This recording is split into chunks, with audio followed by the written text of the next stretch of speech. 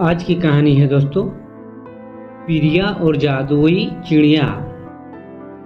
प्रिया एक बहुत सुंदर सी बच्ची थी। वह अपने माता पिता के साथ पहाड़ों में रहती थी।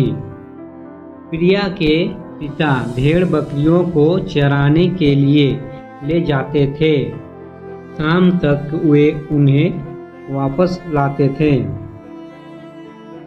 इसके बदले में गांव वाले उन्हें कुछ पैसे देते थे, जिससे उनकी गुजर बसर हो जाती थी।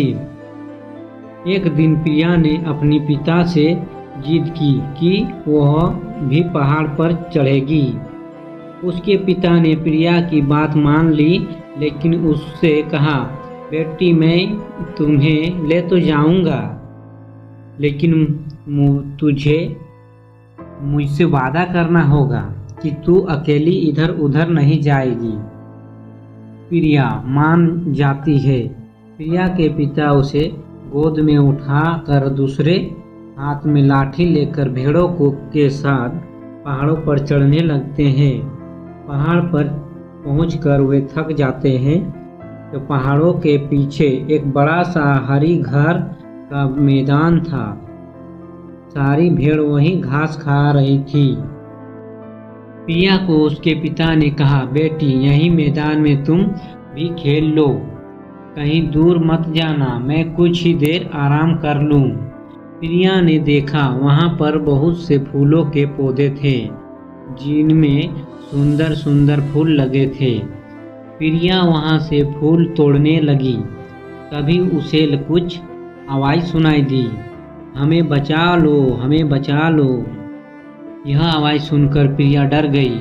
वह दौड़कर अपने पिता के पास जाने लगी, लेकिन उस आवाज़ में इतना दर्द था कि वह उस दिशा में चल दी जहाँ से आवाज़ आ रही थी।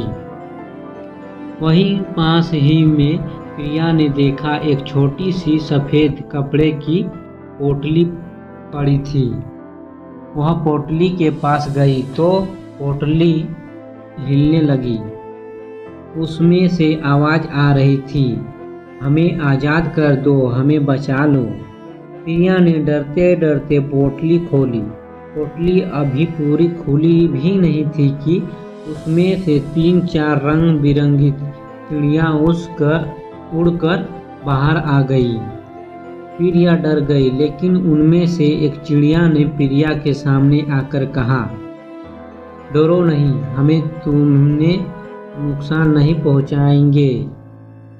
चिड़िया को इंसान की आवाज़ में बोलते देखकर प्रिया ने डरते हुए कहा, तुम सब हमारी आवाज़ में कैसे बात कर रही हो?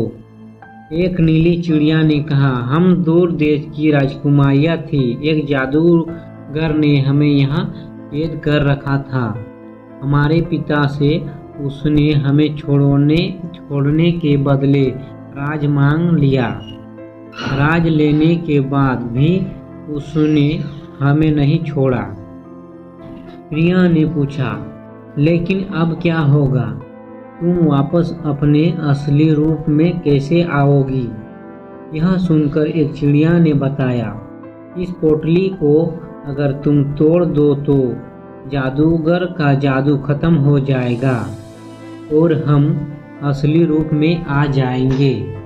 जादूगर का जादू खत्म होते ही हमारे पिता भी आज़ाद हो जाएंगे। फिर वो जादूगर को कैद कर लेंगे। प्रिया बोली, बस इतनी सी बात। यह कहकर प्रिया उस पोटली को उठाकर जोर से जमीन में मारती है। पोटली मिट्टी की थी, वह टूट जाती है। पोटली के टूटते ही चारों राजकुमारियां अपने असली रूप में आ जाती है। एक राजकुमारी अपने सुंदर सा मुकुट प्रिया को देती है। एक राजकुमारियां प्रिया को अपने कपड़े देती है और उसके कपड़े खुद पहन लेती है। उसके बाद वे चारों राजकुमारियां वहां से चली जाती है। प्रिया अपनी सूझबूझ होकर सब देखती रहती है। कुछ देर में उसके पिता प्रिया के पास आते हैं। वे देखते हैं कि प्रिया बहुत सुंदर कपड़े पहने और सोने का मुकुट पर लगाए बैठी है। तो वो उससे पूछते हैं कि ये सब कहाँ से आया। तब प्रिया ने उन्हें सारी बात बता देती है। यह सुनकर प्रिया के पिता बहुत खुश होते हैं कि उनकी बेटी ने बहुत नेक काम किया है। शाम को दोनों घर आ जाते हैं। इस घटना के कुछ दिन बाद राजा के सिपाही उनके घर आते हैं। प्रिया के माता पिता और प्रिया को साथ ले जाते हैं। राजा के दरबार में उनका बहुत मान सम्मान होता है। राजा उन्हें अपने राजमहल में रख लेते हैं। प्रिया अब पूरा दिन उस राजकुमारियों के साथ खेलती रहती थी। लेकिन कुछ दिन बाद प्रिया बहुत उदास रहने लगी। उसका कहीं भी मन नहीं लगता था। एक दिन राजा ने प्रिया के पिता को बुलाकर इसका राज पूछा तो उन्होंने कहा, राजा जी, आपका महल बहुत सुंदर है, लेकिन हम 2 लोग पहाड़ पर रहने वाले हैं। हमें यहाँ घुटन महसूस हो रही है। वहाँ टूटे घर में भी बहुत शांति थी। प्रिया की भी पहाड़ों के याद करके उदास हो रही है। राजा उनकी बात समझ जाते हैं। वह अपने आदमियों को भेजकर प्रिया के मकान की जगह सुंदर सा मकान बनवा देते हैं। उनके बाद राजा बहुत सारे उपहारों के साथ उन तीनों को विवाद करता है और प्रिया अपने घर पहुंचकर बहुत खुश हो जाती है। धन्यवाद दोस्तों कहानी सुनने के लिए। अगर कहानी अच्छी लगी तो एक लाइक ज़रूर कर दीजिएगा। धन्यवाद।